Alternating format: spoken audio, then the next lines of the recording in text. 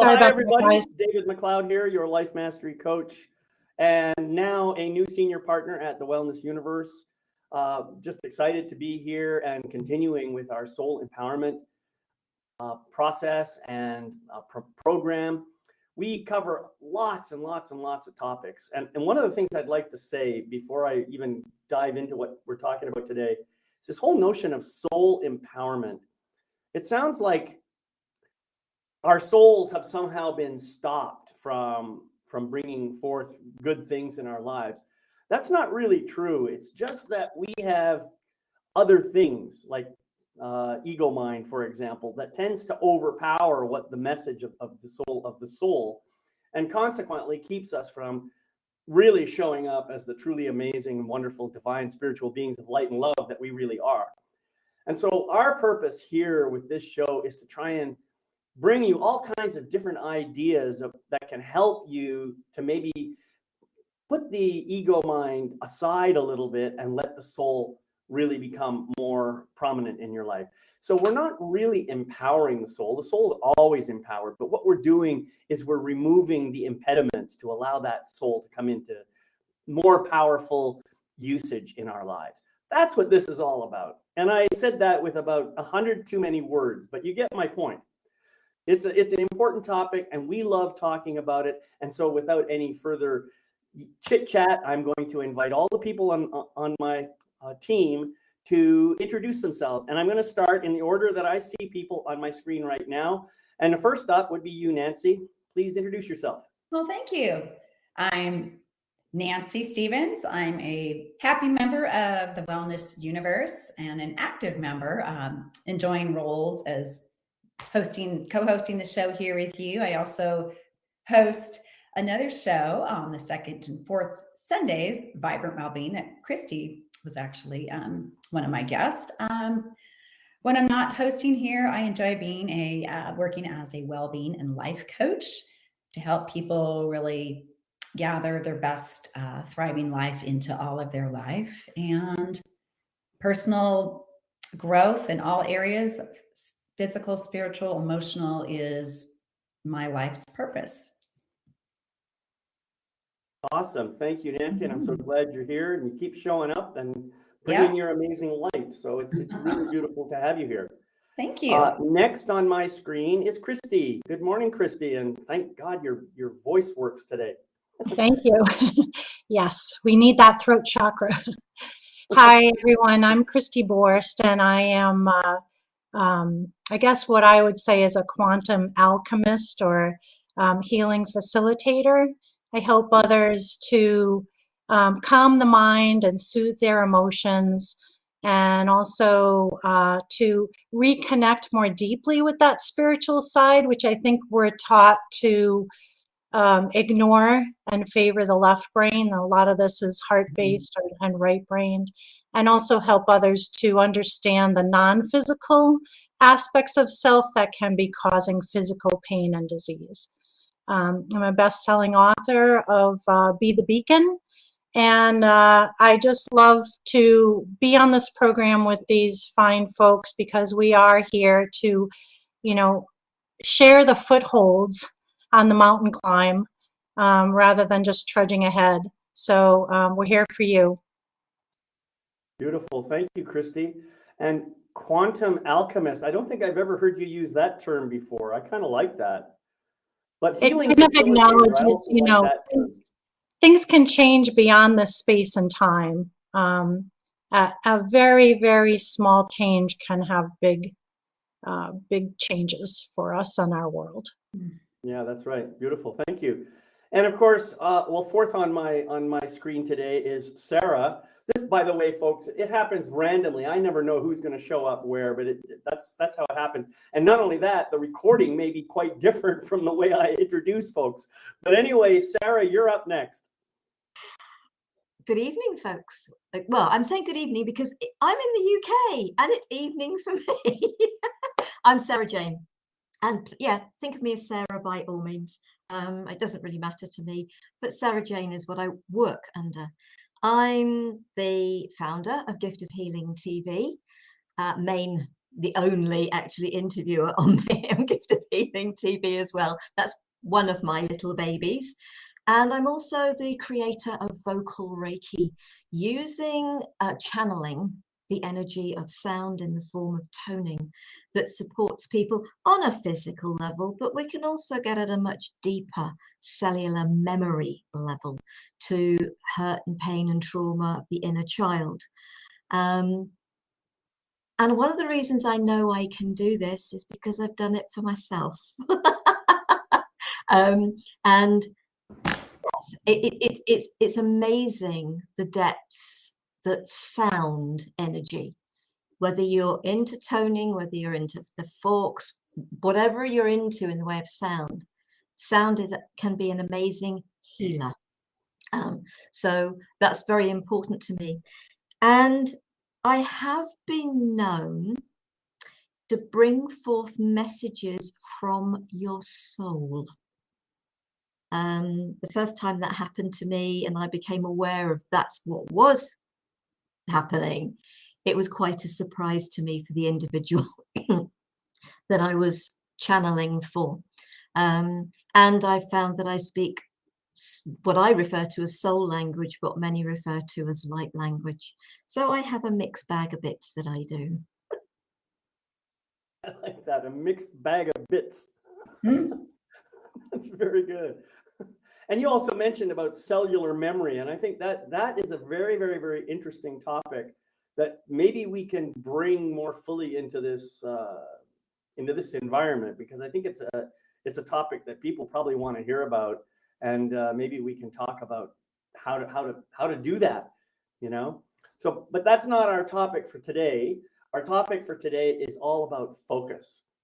And one of the things that I've noticed in my life is, even when I think I'm on point and on mission, sometimes I kind of wonder, where am I really going? What am I really doing? Am I doing what I'm supposed to be doing? So I have this situation that happens for me where my focus, well, maybe once I become aware of it, it seems to be drifting, you know, back and forth. And so today, what we're going to talk about is the question, where is your focus? And how can you bring it back into alignment with who you really are and why you're here? So I'm just going to open the floor, and I'm going to see who has the energy right now to start this off. Okay, I will start this off. Focus. Where we focus our energy is what we draw into our lives. Also, where we focus our energy is what we create in our lives.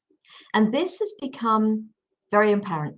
Two people I know, two people I love dearly, and they are at each other hammer and tongs. Every time they get together, something happens. Gratefully, they don't live together. That would never work.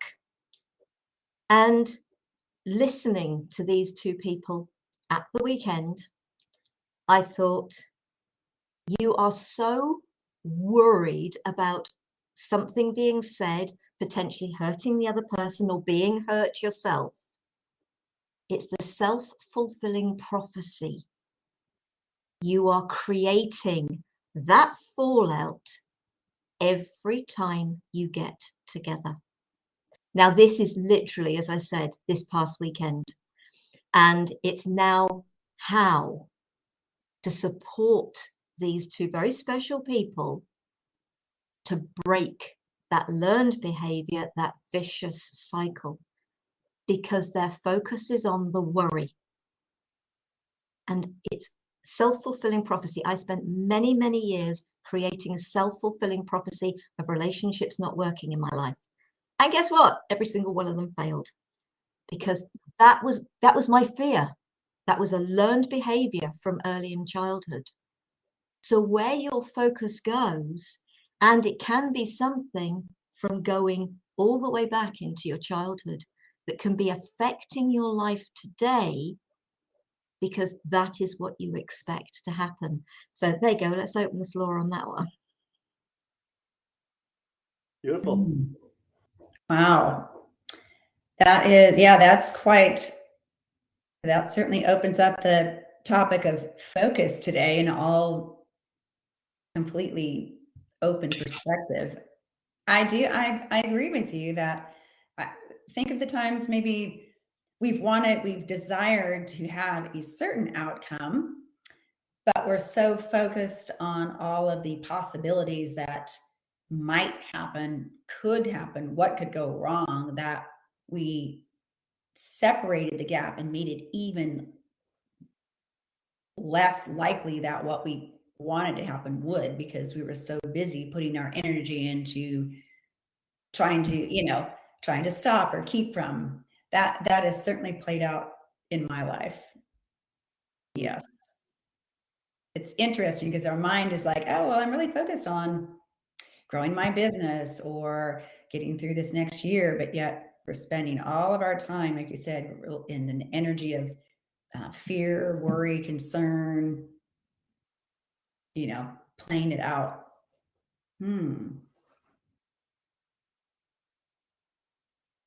I think that what I kind of hear, or what's speaking to me really with what both of you are saying, and it goes back to what David said in the beginning about soul empowerment.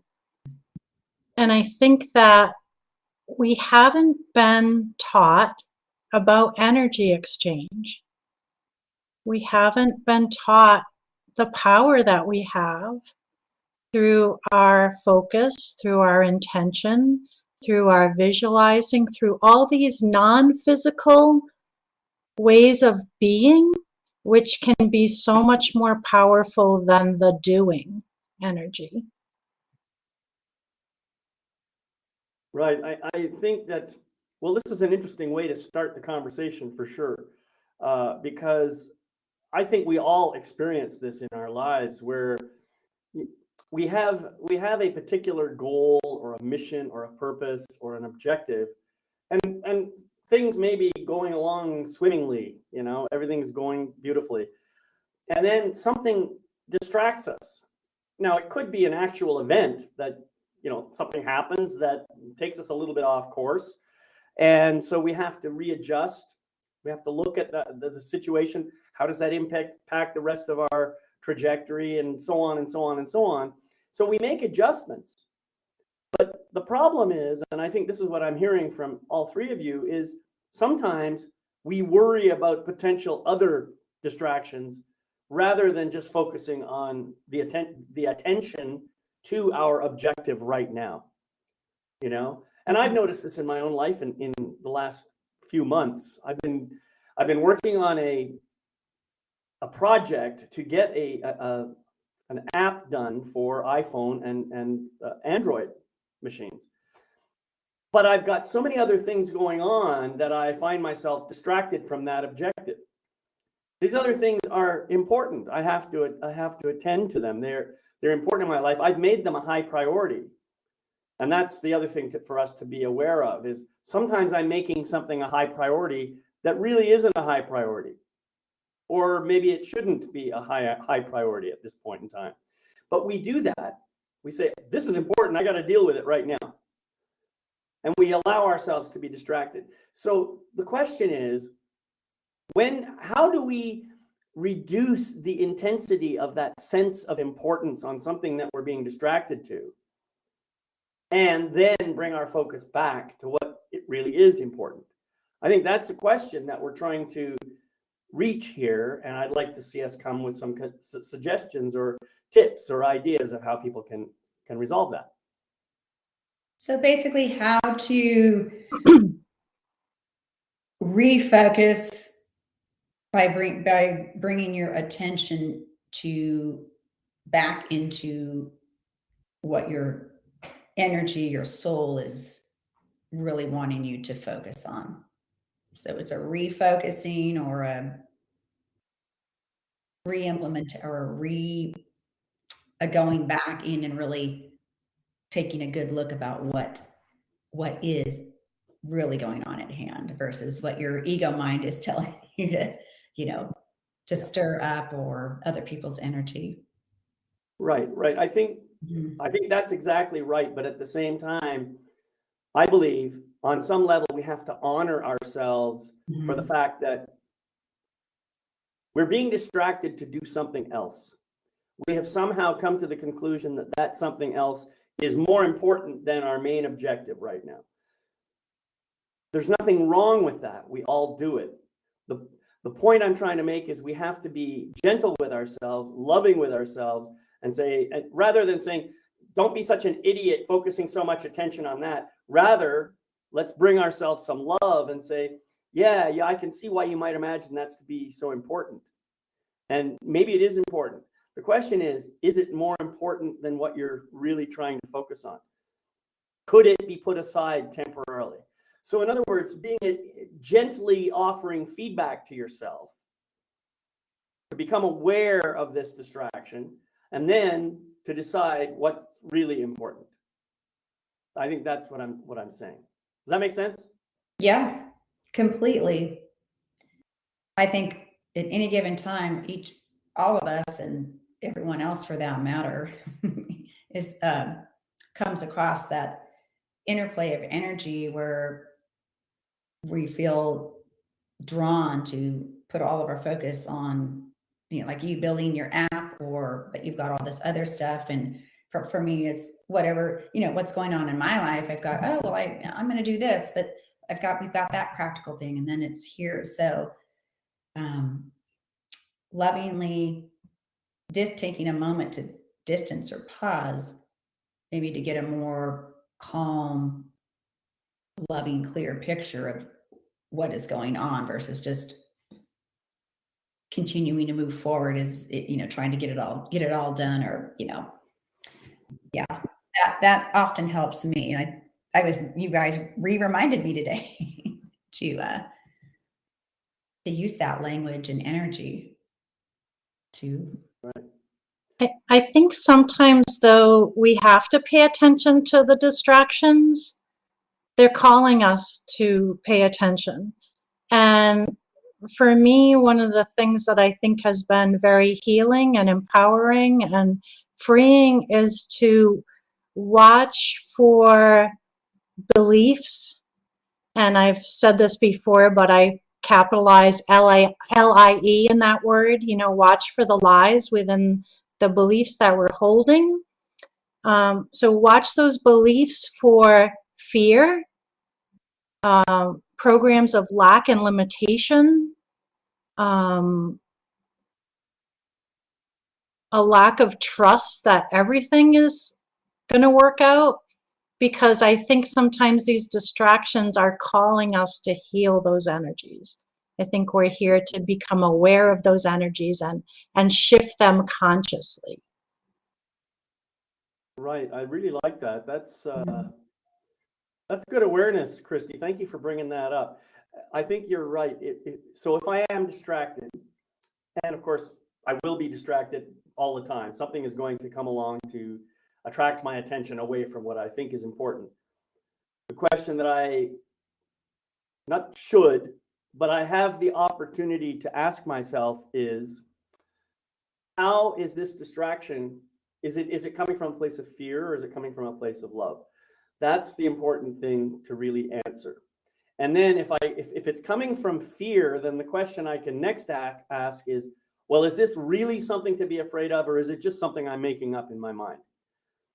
And more often than not, the answer will be yes to the second part of the question, because very rarely do we ever have something that really, really is going to hurt us or damage us or something like that. Most of the time, it's just a story we make up in our head. So I think that's really beautiful. First of all, is this distraction coming from a place of love or fear? If it's a place of love, then I can just follow it because I know that my soul is driving me towards it. But if it's a place of fear, now I just have to decide, is it an imaginary fear or a real fear? If it's a real fear, deal with it. If it's a fake fear, then just let it pass to the side, because it really is not going to amount to anything. I think that's a great mechanism that people can use to help them get more focused. Sarah, did you have something you were going to? I just want to say too, it's also a way to step into a deeper faith. Right. Faith and trust, those are very, very important features here. And Sarah, I think you've been wanting to say something. Please go ahead. Well, no, I was just thinking, for me, it's about feelings, because it's not always about what's going on in the head, but it maybe is what's going on in the head. It's the feelings side of things. And the distractions can come in so many forms. I remember hearing something very many years ago. And I suppose it could be something as simple for those who like to say prayers, whatever that may mean to you. And you're trying to concentrate on what you are saying, the gratitudes, the whatever it is that you are sharing. And suddenly something is so you start yawning. It's a distraction. Because maybe if you're in that beautiful place, the ego mind, for want of a better way of putting it, is, I'm not comfortable with being here. You're too comfortable with being here. I'm not comfortable. So it's thinking about where. There are many, many little things in our lives. It's not just the big things. And maybe starting with those little things. So when we're doing something that is really speaking to our soul, to our heart, that really feels worthwhile to us, is great pleasure to us, whatever it is, and something occurs, whether it's yawning, whether it's you suddenly getting a load of telephone calls, whatever it is, an email drops in that distracts you, it doesn't matter what it is. Are you really going to let yourself be distracted from that thing that is bringing you feelings of great pleasure, great joy, great happiness, of great fulfillment? And it's then it's being aware of the little things. The more you become aware of the little things, then suddenly when you're going through something more, it's just like, oh, I recognize this. You're struggling now at the lower level, so you've ramped it up a bit. Because it will ramp it up until you've pushed it beyond where it can go. Right. Mm-hmm. Well, I think coming back to what Christy was talking about this notion of beliefs, how often do we get ourselves caught into a belief of, well, I don't necessarily want to talk about a belief specifically, but more of a mindset where we talk about, I compare myself to somebody else and I think, oh, I'm not doing as well as that other person is, or this is a phenomenon that I call comparisonitis. It's kind of like a disease, and I think we all tend to do it. It's not a product of the soul for sure. It's a product of the ego. It's a product of the ego mind. The ego mind is constantly comparing. Remember, I don't know, maybe you're all old enough to remember the phrase keeping up with the Joneses. That's something that advertisers use to all kinds of ways to try and guilt us into buying products so that we would be in competition with our neighbors, so that we wouldn't see ourselves as lacking. This is precisely how, when comparisonitis is taken to the extreme. And the other thing that we can fall into is this other mindset, is a mindset of not enough. There's not enough to go around, so I have to reach out and grab my part now while I have a chance, And this notion of not enough, or lack mindset, whatever you want to call it, is completely opposite to what the universe provides, because there's more than enough for everybody. More than enough. I mean, way more than anybody could ever possibly consume. So when we let our souls understand or recognize what's really going on, and maybe soothe the ego mind's chit chat to a certain degree, then we can come into a kind of a place of inner peace. We can come into that place of understanding the real spiritual truth, and then allowing ourselves to move forward from that place of peaceful inner truth, and maintain our connection and recognize the divine plan. Does that make sense? I like that perspective of that word of soothing your inner self, your soul, so that you're to find the spot to really dig in and see what is real, what is more likely a truer truth than what we're spending your energy and effort on, and to do, to bring in that self love rather than, I need to do more, why do they, comparisonitis, being so focused on what everyone else is supposedly having, how they're living, what they're, what everyone else is doing, to the detriment of not doing anything because you're stuck in that. So that is a really excellent tool to pause and soothe your self-calm, with love, to wait a minute, nothing is what you think it is right now. Just take a deep breath,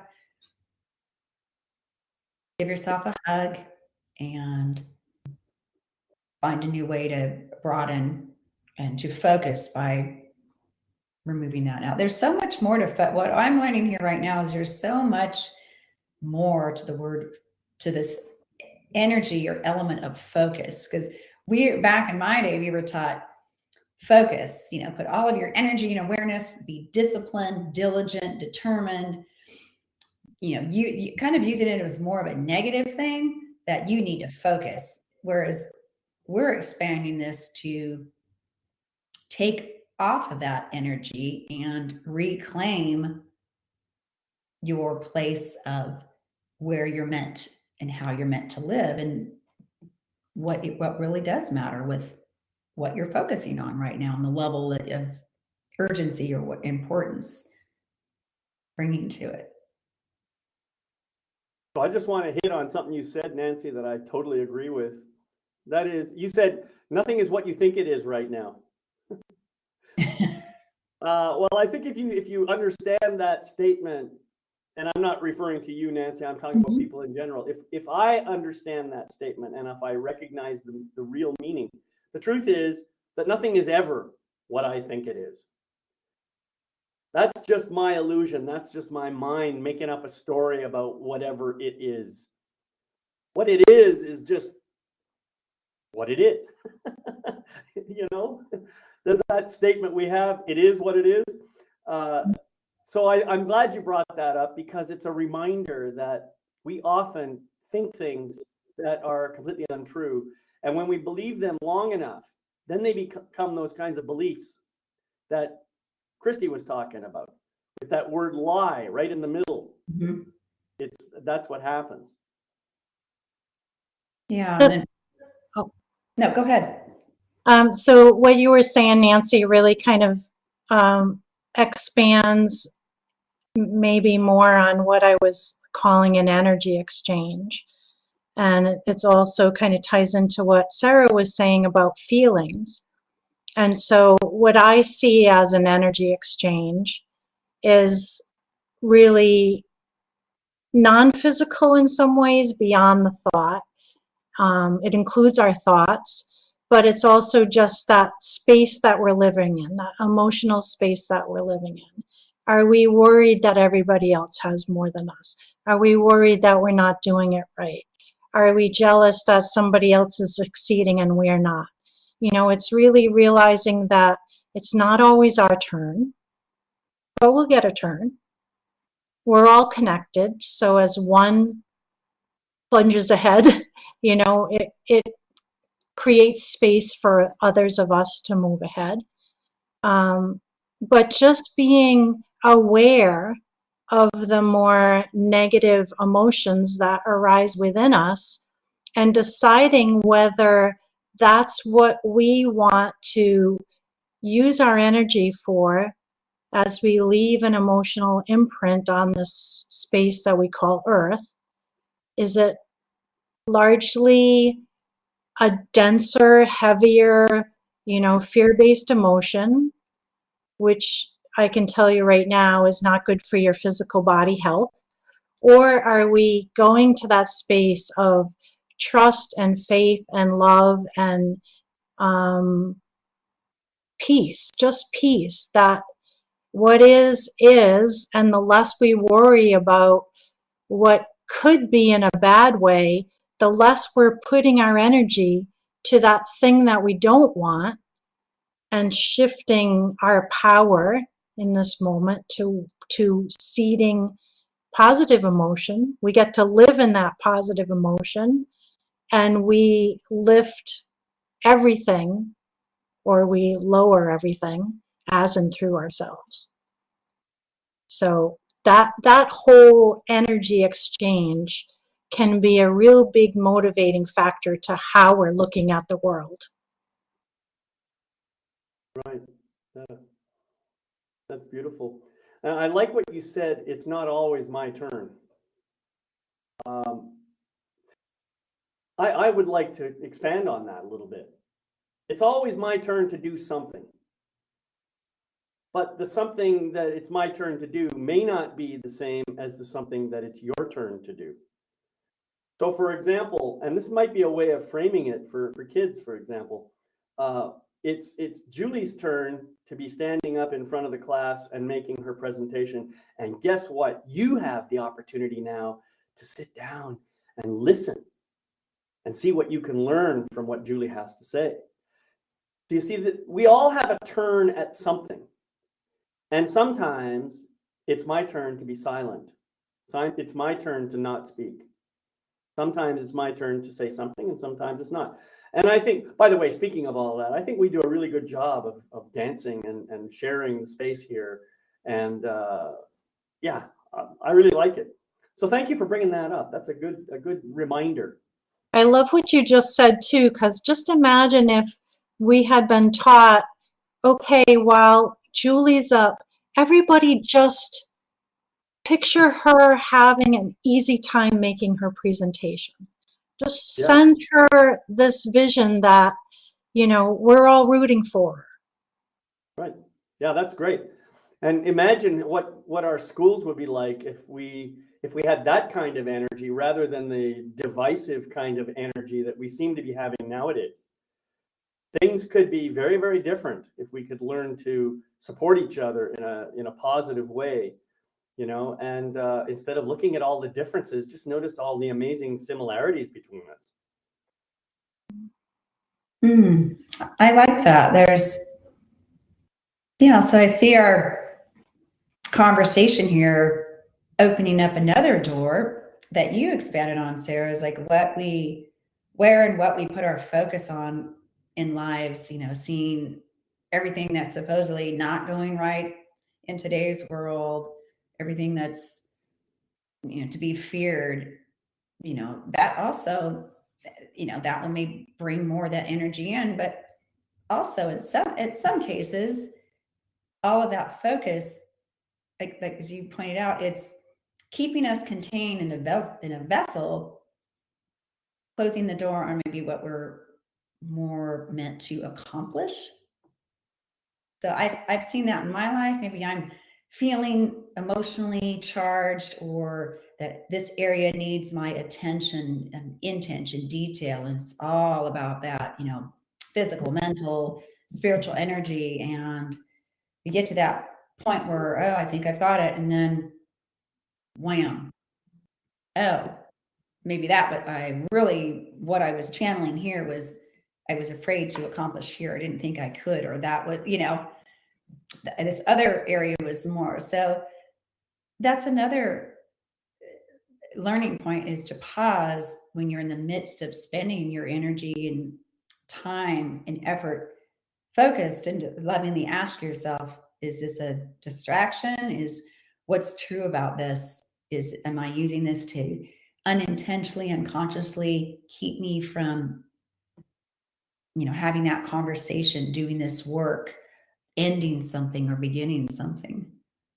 I know I've done that. I've distracted myself at times with my focus on one thing to alleviate getting started on something else that maybe I've labeled, I don't want to do this, or this is uncomfortable, or I'll, not now. So I'm acting as if what I'm focusing on is that really important, needed area, when in fact it was a mask for what the next, with the area of focus. I take that a step further. Is it a real fear of failure, or is it a fear of succeeding? Because when we succeed, it usually results in an awful lot more work. And really, really getting involved in whatever it is. So, David, you started Life Mastery TV. It wasn't a one night program. It hasn't even been a 1 year program, because you've been doing it, on and off for longer than I've been doing Gift of Healing TV. When I started that, it was just going in with that focus, with that energy. This is what I'm going to do. And accepting the fact that I was going to make this work. So the focus wasn't on the, oh, what if nobody likes it? What if nobody comes on? What if? It's get rid of the what ifs. But think about it. When you are stalling about something that is speaking to you, what is really going on? Yes. But is it I remember thinking this quite a few years ago and thinking, is it really fear of failure? Or is it fear of succeeding? Because actually, yep, I'm going to have an awful lot more to do if I make this work. Well, I think that brings up a great question. I mean, what is failure anyway? Yeah. We could measure success in all kinds of different ways. And one of the most common ways that we have is, how much money are you making at it? And that's often the metric that most people tend to associate with success. And they also tend to think that the people with the most money are the most successful, which on some level that may be true, but it depends on what you're after and what you're trying to achieve, right? You've talked about Life Mastery TV and Gift of Healing TV. I don't know how many views you get on your shows or on your videos. I don't get tons of views. I don't get lots, but I don't care. Yeah. To me, every single view is a success, because that person, whoever viewed it, got something out of it that may have improved their lives. And I have no idea the power of that ripple. I don't know until I get some feedback. So I am just trusting the universe here. And I'm saying, okay, this is something that I've been called to do. I'm just going to do it. And I'm not going to worry about how many people I get on my show. Now, what's interesting is more and more people are coming to me saying, I would love to be interviewed on your show. Great. We can get your message out too. You see, the point is, it's a what's the word I'm looking at? It's a collaboration and a symbiotic kind of structure. I get some benefit because it attracts more people to me, but at the same time, the other person gets some exposure and the message gets heard, and more healing is spread throughout the planet or the universe even. So what is success and what is failure? I think those are just simply mental constructs that we have created, and the fear, therefore, of either one of them is also a complete mental construct, which is kind of interesting, isn't it? So anyway, that's what I wanted to say about that. I had a point come up when you were speaking, Sarah, and it's kind of a little bit off topic, but maybe it's not. So I had a friend who had all these wonderful ideas, big ideas for different businesses. And he had notebook upon notebook of these ideas, sketching them out, thinking about different scenarios, what would happen here, what would happen there. He was so married to the planning and so afraid of the doing.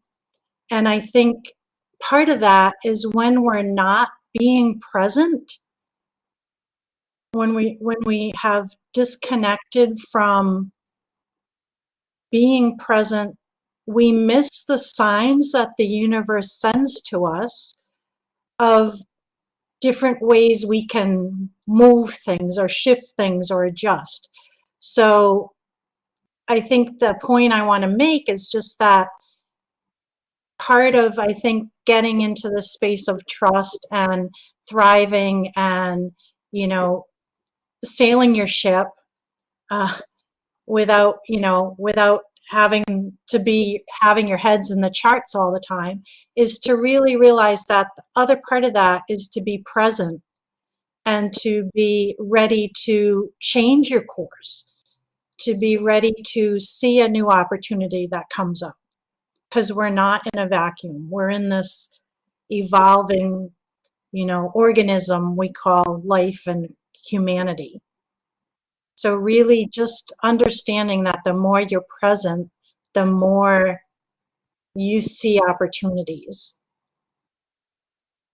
Yeah, the more you're present, the more you are a gift. The more you are what? A gift.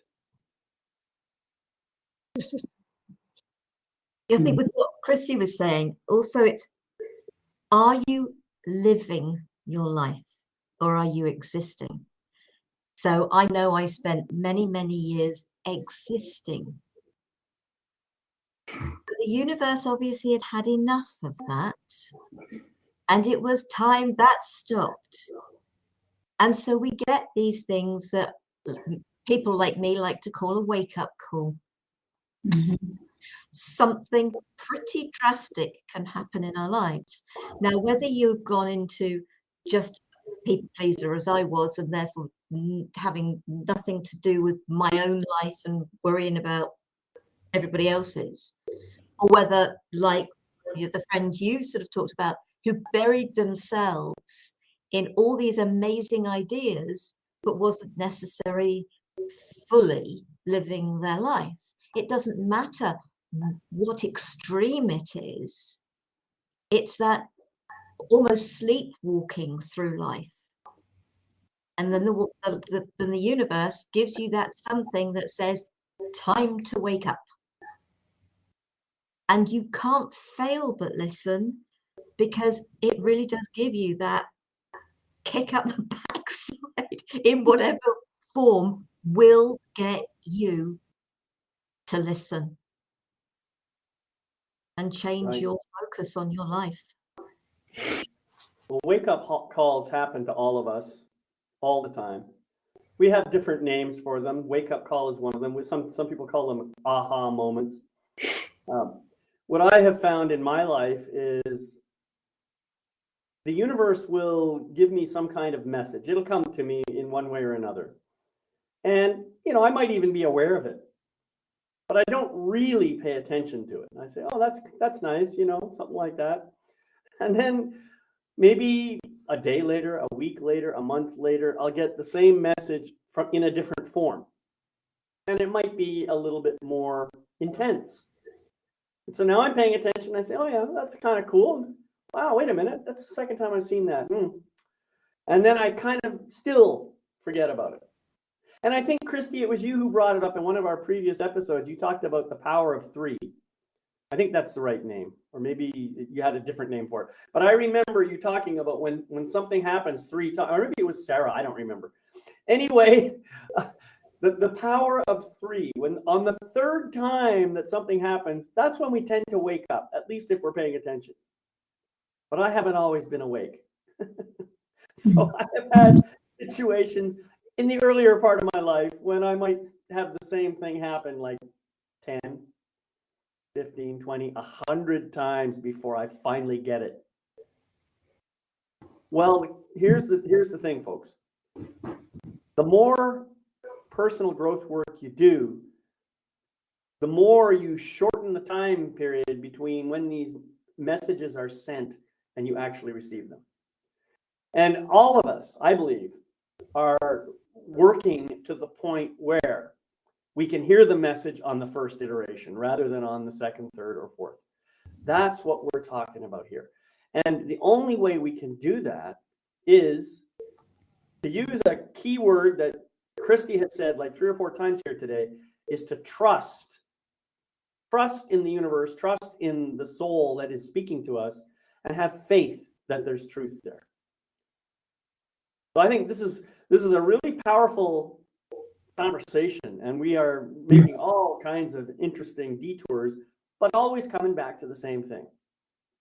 Nancy, what were you going to say? Gosh, so much is coming at me with this concept and energy. I call it energy of focus, and learning how to work with it to have it give meaning and drive your life more equanimity versus using focus as a means to distract and take away from. So I've got all kinds of things, feelings and thoughts bubbling up about how to work with focus, to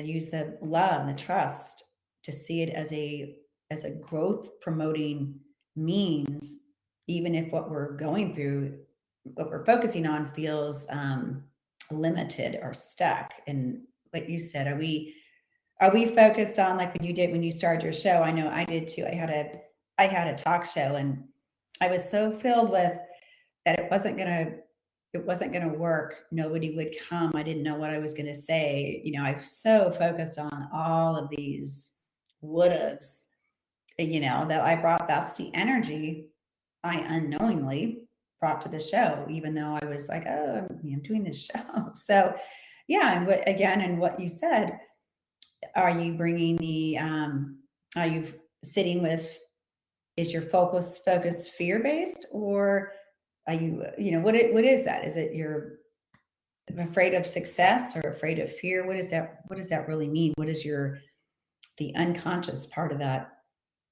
focus trying to tell you? And it's only as we become aware of all this different stuff that we can pause to dissect it and bring it back around to implement it in our lives. There's so many aspects to focus. That's what's come up for here. Because when you hear the word focus in society, to me, that means become even more, dial it down, become even more, robotic, so to speak, and really zeroing in and focus, getting that one thing. But what we've said is the exact opposite.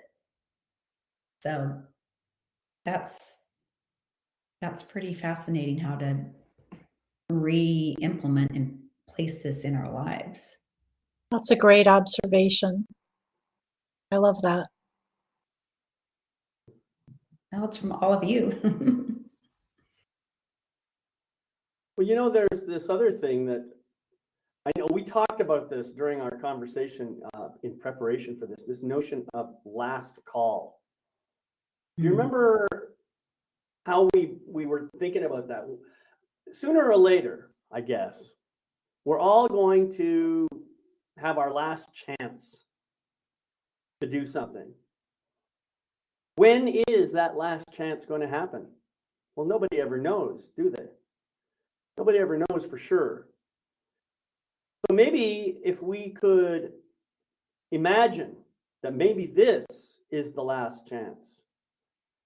What does that do to your focus? If you think that this is the last chance you have to do this and to bring all of you into it, how does that make you show up?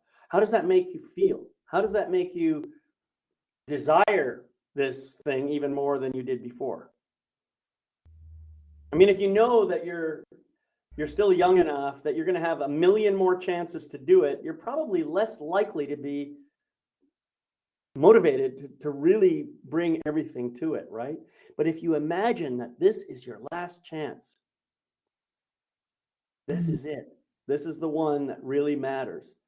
What kind of energy will you bring if that were the case? I guess I would rather frame it myself as this is my big opportunity rather than my last chance. Like my last chance to me feels like, oh, this is fear-based. Right. Okay. Fair enough. Yeah. So I would say let's frame it as here's the universe has just opened up for me to do this thing. Bravo. Here I go. You've got to think about a lot of the talent shows. How many, especially of the more mature people that enter them, say, this is my last chance. And you're right, Christy, it should be, this is an amazing opportunity. I may be, sometimes they're only in their 40s or their 50s, but they may be 60, 70, 80. And we had a guy a few years ago, and I think he was probably in his 80s. And he won it. There, it's the energy that we put in it. I don't think he was expecting to win it, but he did. And there was another guy, and he had huge issues with, he would be classed as disabled. And that was also from his voice, because he needed to speak through. And he was an amazing comedian. He was hilarious. And he won it. Their focus was such that they actually brought about, and the world loved them. Well, certainly the UK people, they loved them. They were just something different. They were unique. So is there a last chance? Or is it just a matter of these things exist? Take the bull by the horns, because you have no idea what other opportunities that one thing will open up for you. Not last chance. Maybe this is the door that's going to open. Mm. I like that. That's a really, I guess, open perspective. But one thing that does come to mind is just to visit my folks, and they are in their late 80s. So they've enjoyed long, full lives, in which they both would agree to. So I guess my thinking right now is, if I have the opportunity to continue living my life, which I don't have any control over, and I get to be that age, and something comes up for me, what am I going to do with that? How am I going to seek that out? Am I going to, say, oh, it's too late, my ship came, or am I going to maybe really take a look at what it is at hand and let that be the guide? So, and maybe with a little bit of last call energy, but with a bigger means of what is there to be gained, gathered, given, and learned from that, or this opportunity. So that can be really very helpful energy if you feel that your focus is gotten off track or too mired in something else, to say, wait a minute, if it's my, am I going to miss the signs if the universe is shining a light on me and I feel that, okay, but maybe if there's a little bit of, what if or last chance, you can impact that as well. What would I do differently if today was my last day? And I know that I don't like to focus on that, but really, sometimes I do ask myself, I don't know if I'm going to be alive tomorrow. I mean, none of us do. So what can I do today? Am I overly focused on things that aren't going to move the needle? Or how can I shift and reframe to be? I know there's a common quote. I'm not going to get it all right because I don't remember the whole thing, but I do know that part of the quote says, "Dance like there's no tomorrow." And this is where I'm really coming from on this last chance, last call idea. Think about it this way. I'm pretty sure that nobody on his or her deathbed, on his dying or breath, said, "Man, I wish I spent more time at the office." This is a little joke that I've heard people say a time and again. Yeah. More often than not, when people are on their deathbed, they're saying something like, man, if I knew I was going to be here today, I would have done a lot more of that yesterday. And this is the point that I'm trying to make. Every single one of us is going to have a last moment on this planet. It doesn't mean we're dead, in the spiritual sense, but in this lifetime, it will come to an end. So the question is, do we want to just kind of stroll along and let ourselves be distracted and move on or do we want to actually focus our attention on why we're really here and give it everything we've got for the time that we have left, however long that is? That's really what I'm trying to say here. It's like being in a bar and the bartender says, hey, last call, make your order now because we're shutting the doors in 10 minutes. So, you have your chance then. This is all I'm saying. That's all I'm saying. Sarah, I notice you've got it. You said you want to leave. So would you like to close out with a statement before you go? I just want to say thank you. I would suggest everybody, do you know what? Take every experience that you get offered, unless it scares the living whatsits out of you. Enjoy life, experience life, grow with life, and don't let fear stop you. Because this is an amazing gift we've been given, and you are an amazing gift to the world when you step into the power of being that gift. Thank you for a great conversation, folks. I will see you soon. Thank you, Sarah. That was beautiful. Sarah. Bye. Bye. Yeah, that's beautiful. I think so. Somebody was talking. Maybe it was Sarah before she left. She was talking about aha moments or wake up calls or something. And I'm gonna just bare my soul here because that's what we do. I had this calling a while back. It was probably shortly after my car accident in 2013. A calling to write a book about a conversation with God, although I wouldn't call it that. And I noticed that I have been hemming and hawing about that calling ever since, because I have this question in my head: who am I to have a conversation with God? So I have been holding off on that, even though I'm having these conversations constantly. They show up in the form of prayer and meditation, just simply having ideas come into my head that are really mind-boggling in some ways. And, some of them you might have seen through my Life Mastery Pearls, these ideas that I share every few days, but it's not a book, But I don't know. That's something that's there. It's calling to me, and I notice that I have some resistance about doing it. So That's a good observation, but I think, we can be hard on ourselves as well. And I think that there is a sense of divine timing and to, in a way, trust the resistance too, that maybe it's serving the highest good, or you would be moved to do it. yeah. I will say this: the move to do it comes pretty strong at times, and the resistance is right there at the same time. It's really, really interesting. I know you're right. I think that divine timing is something that I can't necessarily figure out, but it's going to be one of those things. I keep saying in my prayers, I say, well, I just hope I live long enough to do all these things because they feel really important. So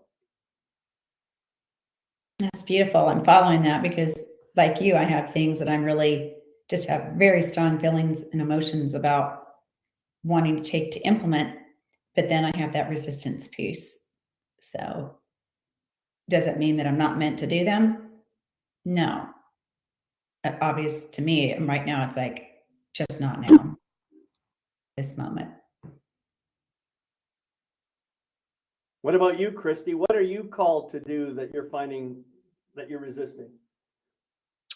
I think for me, I didn't really get into this earlier, but I think it's really important to know what our childhood wounds are. Whether that's, you're not enough, you're too much, you don't feel accepted, whatever that kind of core wound is. And for me, my childhood wound has been being served up. And I know that it's an opportunity. Every challenge is an opportunity. So it's my opportunity to heal at a deeper level. So, so for me, that wound is rejection. So I'm finding rejection is being served to me. So I'm just creating the space for myself to, dive into it, to see the fear beneath it, and to just love myself free from beliefs that have, been in me, through me, as me for too long now. And I believe that if we just ignore these things that come up, they come back, and there's definitely layers to things. So I wouldn't say it's so much resistance as it's just kind of going through a bit of ickiness right now, just to see that ickiness as an opportunity to create space for more love within myself. Nice, nice. Well, we've reached our time limit, folks. What I want to do at this point, I just want to ask either of you if you have any final words to say, both of you actually, if you have any final words to say about this notion of focus, where is your focus, bringing focus back to what's important, so forth. So Christy, why don't you go ahead? So I think, maybe the biggest thing I would like to close with is just that, your thoughts, your feelings, the things that kind of take your energy or, utilize your energy, these are part of what your power is. So as you can be present to what those thoughts and feelings are, the more power you have to guide and control and direct those feelings, your life, and what comes back to you. Beautiful. Thank you. And Nancy, what would you like to say as a final statement on focus? Focus it's an energy and it's a journey that by becoming lovingly self-aware, that we truly have the keys, so to speak, to reframe, move, and shift our focus by going inward with love and asking those internal questions and responding to what's bubbling up. So it's never, like I said, it's never that black and white entity or that certainty that we make it. It's answering a deeper call within us and expounding upon that why. Beautiful. I'm sorry, but I have to leave. Yep. Yeah. I was just about to close us out, and thank you all for being here. You can catch recordings of this and all other shows on my website at yourlifemasterycoach.com. See you around. Bye-bye. Bye. Thank you so much.